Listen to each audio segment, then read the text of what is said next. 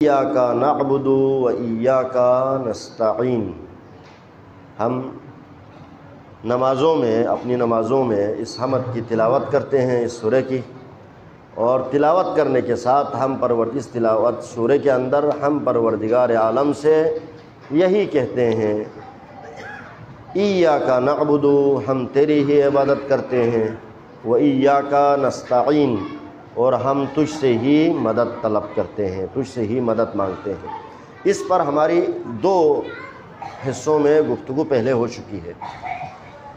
اس کے حوالے سے کچھ مطالب وسیلہ، توسل اور استعانت کے حوالے سے کچھ مطالب آپ کی خدمت میں آج کی مجلس میں ہم نے گوش گزار کرنے ہیں۔ پہلی مجالس کا جو اس سے گزشتہ مجالس تھی، ان مجالس کا خلاصہ یہ تھا کہ دنیا کے اندر، کائنات کے اندر تمام کاموں کو کرنے والا، تمام کاموں کا اختیار کل اس کائنات میں، اس دنیا میں، پوری کائنات کے اندر صرف پروردگار عالم کے ہاتھوں میں ہے۔ اختیار کل، مختار کل پروردگار عالم کی ذات ہے۔ تمام چیزوں کو انجام دینے میں فاعل حقیقی بھی پروردگار عالم کی ذات ہے۔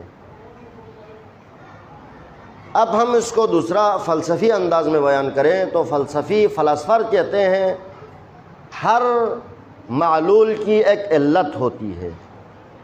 فلسفہ کا موضوع وجود ہے، وجود کے بارے میں فلسفے کے اندر گفتگو ہوتی ہے، تو کہتے ہیں اس کا مقدمہ یوں بیان کیا جاتا ہے، ہر معلول کی ایک علت ہوتی ہے، علت کے بغیر کوئی معلول اس کائنات میں وجود میں نہیں آتا، یعنی عدم سے وجود میں آنے کے لیے ایک علت کی طرف محتاج ہوتا ہے، ایک علت کی ضرورت ہوتی ہے۔ لہٰذا اس عدم سے وجود میں آنے کے لیے جو علت حقیقی ہے وہ پروردگار عالم کی ذات ہے۔ جتنے بھی دنیا کے اندر وجود ہے، جتنے بھی وجود ہیں، ان تمام وجود کا فاعل حقیقی، علت حقیقی پروردگار عالم کی ذات ہے، جسے واجب الوجود کہتے ہیں۔ ہم وجود کو تین قسموں میں بیان کرتے ہیں وہاں پر، ایک واجب الوجود، ایک ممکن الوجود، ایک ممتنع الوجود۔ میں صرف اشارہ کر رہا ہوں، اس پہ گفتگو کرنے کا یعنی مجلس تقاضا نہیں کرتی کہ اس پہ تفصیلی گفتگو کی، کیونکہ یہ ایک علم کلام کی علمی بحث ہے، اور تھوڑا سا ہمارے لیے، عوام کے لیے ایک خشک بحث ہو جائے گی۔ کسی بھی دنیا میں جو بھی کہا جاتا ہے وہ دو چیزوں سے خالی نہیں ہے، یا ممکن الوجود ہے، یا ممتنع، یا واجب الوجود ہے۔ واجب الوجود کائنات میں صرف ایک ذات ہے، وہ پروردگار عالم کی ذات ہے۔ وہ ایسی ذات ہے جس کے لیے کسی علت کی ضرورت نہیں ہے، وہ ذات کسی علت کی طرف محتاج نہیں ہوتی، اس لیے اس کو واجب الوجود کہا جاتا ہے۔ لہٰذا فلسفے میں اس وجود پر ہم بحث کرتے ہیں۔ لہٰذا اس کو آسان الفاظ میں اگر ہم بیان کرتے ہیں تو جتنے بھی دنیا میں، کائنات میں چیزیں ہیں، ان تمام چیزوں کے لیے ایک فاعل کرنے والا، ایک فاعل حقیقی ہے، وہ فاعل حقیقی پروردگار عالم کی ذات۔ اسی لیے فلسفے کے اندر، عرفاء اور فلاسفر کے اندر ایک بحث، تفصیلی بحث موجود ہے کہ پروردگار عالم کی ذات کے حوالے سے آیا وحدت الوجود ہے یا کثرت الوجود ہے، یا وحدت الشہود ہے، ایک تفصیلی بحث ہوتی ہے۔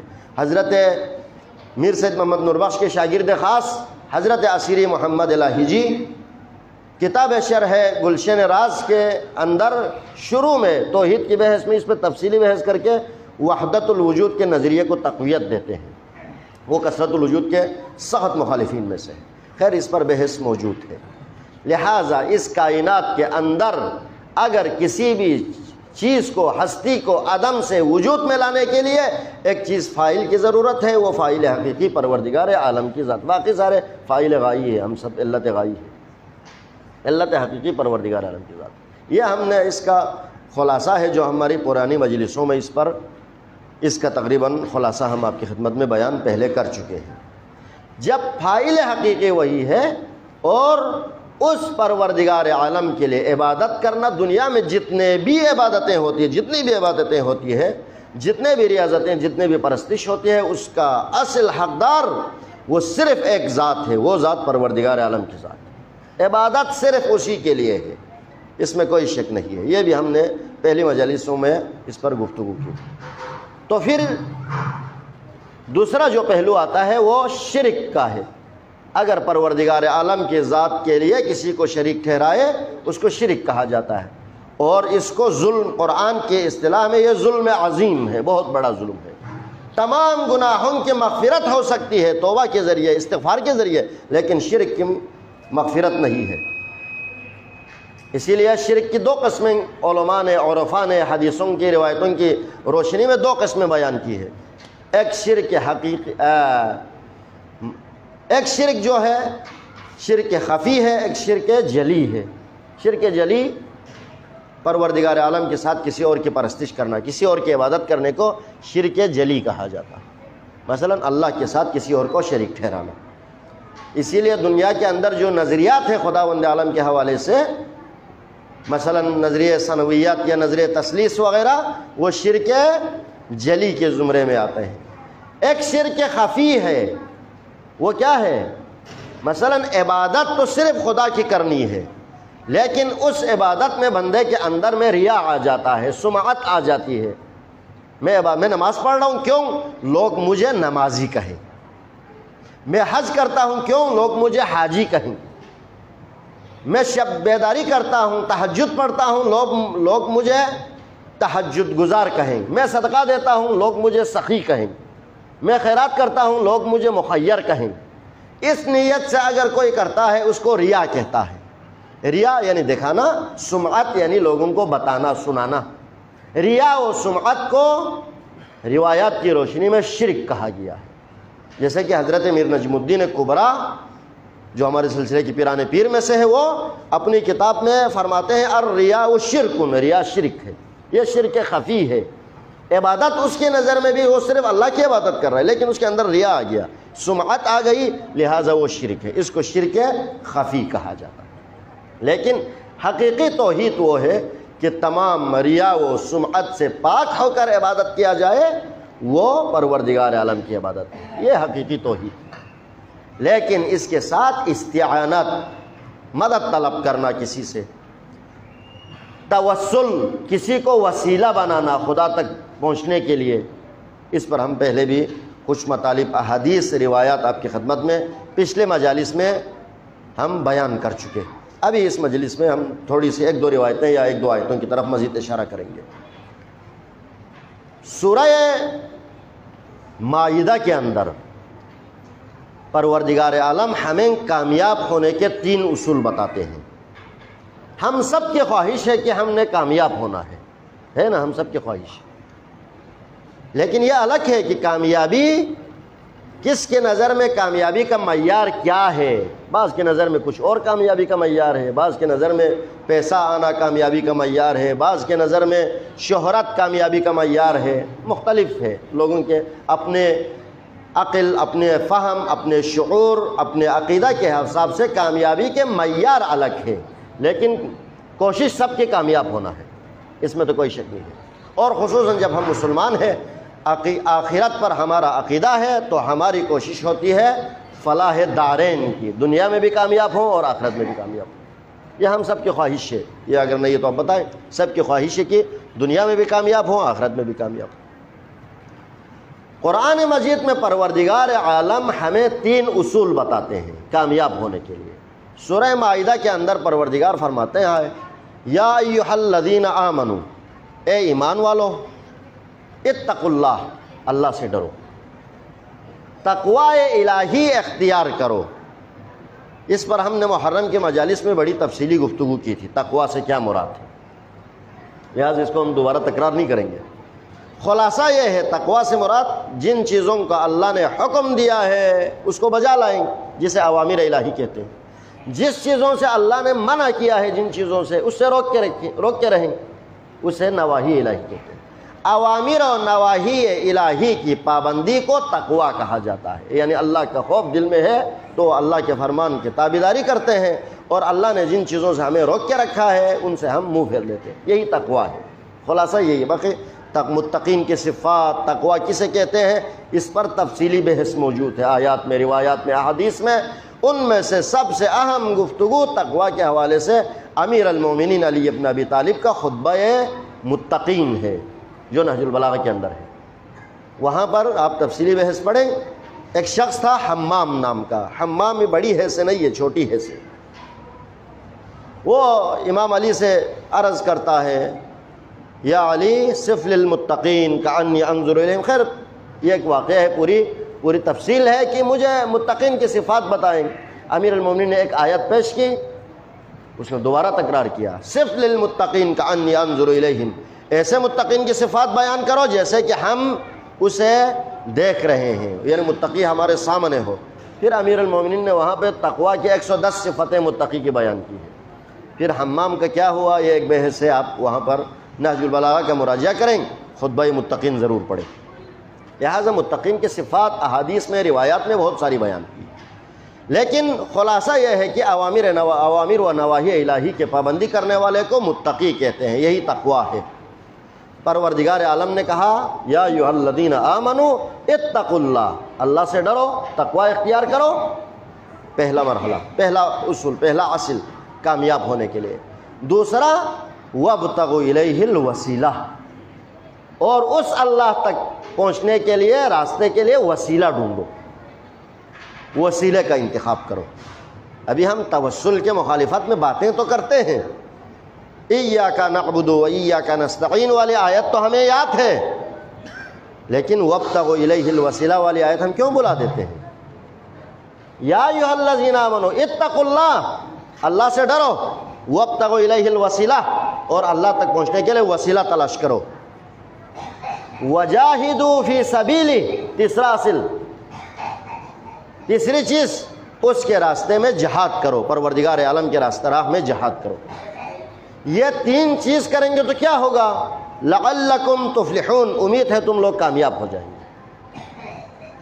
اگر کامیابی چاہتے ہو تو ان تین چیزوں کو اپناؤ، ان تین چیزوں کو اپنے لیے مشعل راہ بناؤ۔ تقوی الہی اختیار کرنا کامیابی کی علامت ہے، اور اسی طرح ہو بہو وسیلہ تلاش کرنا بھی، پروردگار عالم تک پہنچنے کے لیے وسیلہ تلاش کرنا بھی، یہ خداوند عالم تک پہنچنے کے لیے وسیلہ تلاش کرنا بھی، یہ تقوی، یہ کامیاب ہونے کا آپ کو اصولوں میں سے ایک اصل یہ ہے۔ وجاہدوا فی سبیلہ، اور اللہ کے راستے میں جہاد کرنا۔ پھر جہاد کی ہم بحث کرتے ہیں، جہاد اصغر ہے، جہاد اکبر ہے، یہ خود اپنی جگہ ایک بحث ہے۔ لہذا وسیلہ بنانا یہ شرک نہیں ہے، ذہن میں رکھیں، یہ عین توحید ہے۔ کیونکہ پروردگار عالم نے حکم دیا ہوا ہے، وابتغوا الیہ الوسیلہ، اس ذات تک پہنچنے کے لیے وسیلہ تلاش کرو۔ فرض کریں آج کل ہم مثالیں دیتے ہیں مدد کے لیے، وسیلے کے لیے، کسی ڈاکٹر کی، کسی چھت پہ جانے کی، سیڑھی کی، تو باتیں کرتے ہیں۔ یہ دیکھو دنیاوی مثالیں دے رہے ہیں، دنیا کی مثالیں دے رہے ہیں کہ یہ وسیلے کے لیے۔ آپ کو قرآن سے مثالیں دے رہا ہوں۔ قرآن کہتا ہے سورہ بقرہ کے اندر، وَاسْتَعِینُوا بِالصَّبْرِ وَالصَّلَاةِ، مدد طلب کرو اللہ سے، کس چیز سے؟ بِالصَّبْرِ وَالصَّلَاةِ، صبر اور نماز سے۔ اب اللہ سے مدد طلب کرنا، آپ کہتے ہیں نا کہ پروردگار ڈائریکٹ دے دیتا ہے، سیدھا دے دیتا ہے، مستقیم دے دیتا ہے، اس کو وسیلے کی کیا ضرورت؟ تو خدا کو یہ نہیں معلوم تھا کہ خدا مستقیم دے دیتا ہے، لیکن خدا کہتا ہے نماز کے ذریعے سے مدد طلب کرو، صبر کے ذریعے سے مدد طلب کرو۔ یہی نا شیخ نجم الدین کبریٰ سائر حائر کے اندر فرماتے ہیں روزے کے بحث میں، یہاں پر صبر سے مراد روزہ ہے۔ وہ آیت کی تفسیر بیان کرتے ہیں شیخ نجم الدین کبریٰ، وہ کہتے ہیں وَاسْتَعِینُوا بِالصَّبْرِ وَالصَّلَاةِ، صبر اور نماز کے ذریعے سے وسیلہ خدا سے مدد طلب کرو، یعنی نماز اور روزے کے ذریعے سے خدا سے وسیلہ مدد طلب کرو۔ آپ کہتے ہیں پروردگار عالم کو تو سب پتہ ہے، آپ کو کسی سفارشی کی ضرورت نہیں ہے، آپ کے دل کا حال پروردگار عالم جانتا ہے۔ ٹھیک ہے، پروردگار عالم جانتے تو پروردگار عالم نے یہ کیوں کہا کہ نماز اور روزے کے ذریعے سے مدد طلب کرو، یا نماز اور صبر کے ذریعے سے مدد طلب کرو؟ اگر استعانت روزہ اور نماز کے ذریعے سے جائز ہے تو ہستیوں کے ذریعے سے بھی جائز ہے۔ ذوات کے ذریعے سے بھی، شخصیات کے ذریعے سے بھی استعانت طلب کرنا صحیح ہے، غلط نہیں ہے، یہ ذہن میں رکھیے۔ یہ عین قرآن ہے۔ آپ قرآن کی بعض آیتیں بیان کرتے ہیں، پھر بڑا شور مچاتے ہیں کہ بھئی یہاں پروردگار عالم نے ایاک نعبد و ایاک نستعین کہا کہ صرف اسی کی عبادت کرو۔ ہم خود بھی کہہ رہے ہیں عبادت صرف اسی کی ہوتی ہے، مدد بھی صرف پروردگار عالم کرتا ہے، اور کوئی دنیا میں نہیں کر سکتا، یہ ذہن میں رکھیے۔ لیکن اگر علی کو امیر المومنین کو ہم وسیلہ بناتے ہیں یا دیگر ائمہ معصومین میں سے کسی کو وسیلہ بناتے ہیں تو یہ عین قرآن ہے۔ قرآن خود حکم دیتا ہے وَاسْتَعِينُوا بِالصَّبْرِ وَالصَّلَاةِ، مدد طلب کرو اللہ سے نماز اور روزے کے ذریعے یا نماز اور صبر کے ذریعے۔ جب آپ نماز کے ذریعے سے مدد طلب کر سکتا ہے تو یا علی مدد کہنے میں کیا حرج ہے؟ پھر کہتے ہیں نہیں جی یہ تو آپ سیدھا، بھائی ہم کہہ رہے ہیں، میں نے پچھلے مجلس میں اس پہ بڑی تفصیل سے گفتگو کی، ہم کہہ رہے ہیں یا علی مدد سے مراد یہ ہے اے علی آپ ہمارے لیے وسیلے کے طور پر ہم پیش کریں کہ پروردگار کسے ہمارے لیے مدد، ہم آپ کو وسیلے کے طور پر پیش کریں مدد کے لیے۔ آپ کہہ رہے ہیں نہیں، آپ سیدھا علی سے مانگ رہے ہیں۔ بھائی مانگ ہم رہے ہیں، یا علی مدد ہم کہہ رہے ہیں، ہماری باتوں کی وضاحت آپ کریں گے؟ بات ہماری ہے، نعرہ ہمارا ہے، شعار ہمارا ہے، یقین ہمارا ہے، عقیدہ ہمارا ہے، ہمارے عقیدے کی آپ وضاحت کریں گے کہ یا علی مدد کہنا شرک ہے، نعوذ باللہ، کیوں کہ آپ علی سے سیدھا مانگتے ہیں۔ ہم نے پچھلے مجلس میں کہا ہم علی سے نہیں مانگتے، ہم مانگتے خدا سے ہے، لیکن ذریعہ علی ہے، ہمارا عقیدہ یہ ہے۔ پھر بھی آپ کہتے ہیں نہیں، آپ یا علی مدد کہتے ہیں یا آپ شرک کریں، آپ علی سے مانگیں۔ بھائی مانگتے ہم ہیں، وضاحت بھی ہم دیں گے، عقیدہ ہمارا ہے، آپ کو تو عقیدہ ہی نہیں ہے تو آپ کیوں وضاحت دیں گے ہمارے عقیدے کے اوپر؟ ہم توحید کی وضاحت بھی ہم کریں گے، ہمارے عقیدے کا استعانت کی وضاحت بھی ہم کریں گے، توسل کی وضاحت بھی ہم کریں گے، ہم قرآن سے ثابت کریں گے، ہم احادیث سے بتائیں گے۔ آپ وسیلے کو کیوں ٹکراتے ہو؟ صحیح بخاری کے اندر ایک خوبصورت روایت ملی اسی توسل کے حوالے سے، وسیلہ بنانے کے حوالے سے۔ حضرت انس ابن مالک جو پیغمبر کے مشہور صحابی میں سے، اصحاب میں سے، آپ جانتے ہیں آج بہت ساری احادیث ان سے مروی ہے۔ انس ابن مالک روایت کرتے ہیں حضرت عمر ابن خطاب کے دور میں، خلیفہ دوم مسلمانوں کے، عمر ابن خطاب کے دور میں حضرت عمر نے جب بارش نہیں ہوئی، قحط پڑ گیا تو دعا کرائی۔ کیا کہ دعا کرائی پتہ ہے؟ انہوں نے دعا کرائی کس کو وسیلہ بنا کر؟ پیغمبر خدا کے چچا حضرت عباس کو وسیلہ بنا کر۔ یہ بخاری کے اندر روایت موجود ہے۔ میں نے اس دن کہا نا آج کل ہمارے لوگوں کو ہر چیز صحیح ستہ سے چاہیے، بخاری سے چاہیے، مسلم سے چاہیے۔ بخاری کے اندر موجود ہے حضرت عمر نے بارش ہونے کے لیے دعا کرائی، پروردگار عالم، پروردگارہ بارش برسا، ہم آپ کے نبی کے چاچا کو وسیلہ بناتے ہیں۔ چاچا کون تھا؟ حضرت عباس، جو عبداللہ ابن عباس کے والد تھے، پیغمبر کا چاچا۔ جب نبی کا چاچا وسیلہ بن سکتا ہے تو نبی کا جانشین علی ابن ابی طالب کیوں نہیں بن سکتا؟ جب نبی کا چاچا وسیلے کے طور پر پیش کر سکتا ہے، یہ اہل سنت کی کتابوں میں ہے، اس پہ کوئی اعتراض نہیں ہے، تو چچزاد بھائی، پیغمبر کا داماد اور رشتہ داریاں اپنی جگہ، فضیلتوں کے حوالے سے آپ مانیں گے یا نہ مانیں، تمام احادیث کی روشنی میں پیغمبر کے بعد افضل ترین ہستی امیر المومنین علی ابن ابی طالب ہے، یہ ایک مسلمہ ہے احادیث کی روشنی میں۔ اعلم امتی من بعد علی ابن ابی طالب، میرے بعد میری امت میں سب سے زیادہ جاننے والا علی، علم کے حوالے سے، فضل کے حوالے سے، کمالات کے حوالے سے، شجاعت کے حوالے سے، اسلام کو دی جانے والے قربانیوں کے حوالے سے علی کے مقابلے میں کوئی بھی نہیں ہے۔ جب عباس ابن عبد المطلب کو وسیلہ بنا سکتا ہے، حضرت عمر وسیلہ بناتے ہیں، اب مرد کا بچے ذرا فتویٰ لگائے نا شرک کا ذرا، تو ہم علی ابن ابی طالب کو جب وسیلہ بناتے ہیں تو آپ کو کیوں تکلیف ہے؟ یہی شرک کا فتویٰ اگر ہم پر لگتا ہے تو یہ شرک کا فتویٰ حضرت عمر پر بھی ہے۔ لیکن وہ روایت موجود ہے بخاری کے اندر، آپ اس کو نہیں ٹھکرا سکتے، کیونکہ حضرت عمر کا کام بھی صحیح تھا اور ہمارا کام بھی صحیح ہے، یہ سنت رسول ہے وسیلہ بنانا۔ میں نے اس دن عبداللہ ابن حنیف کے حوالے سے جو روایت آپ کی خدمت میں پیش کی تھی ترمذی سے، وہ آئے تو پیغمبر نے اس کو دعا کرایا، وہ نابینا تھے، دعا کرایا۔ اس نے کہا یا رسول اللہ میری بینائی چلی گئی، کوئی دعا فرمائے۔ پیغمبر نے اس کو دعا سکھایا کہ پروردگار میرے بینائی لوٹا دے تیرے نبی محمد مصطفیٰ صلی اللہ علیہ وسلم کا واسطہ، اس کے وسیلے سے۔ یہ پیغمبر کی سیرت ہے، اسی سیرت پر حضرت عمر نے بھی حضرت عباس ابن عبد المطلب کو وسیلہ بنایا ہے، اور ہم بھی علی ابن ابی طالب کو، ائمہ معصومین کو وسیلہ بناتے ہیں۔ اسی لیے ہمارے بزرگان نے جو دعائے توسل میں نے اس دن بھی عرض کیا تھا، وہ ٹوٹل وسیلہ ہے۔ اللہم انا نسألک بنبوت محمد صلی اللہ علیہ وسلم ورسالتہ وبشجاعت علی علیہ السلام وصحابتہ وبصداقت الخدیجہ وجودها وبشرافت الفاطمۃ الزہراء ونسبتها، پھر آج کی ہستی وبامامۃ الحسن وولایت۔ امام حسن جس کی شہادت کی رات ہے، جن کی شہادت کی رات ہے اور جن کے مجلس میں ہم بیٹھے ہیں، یہ ہمارے لیے وسیلہ ہے خدا تک پہنچنے کا،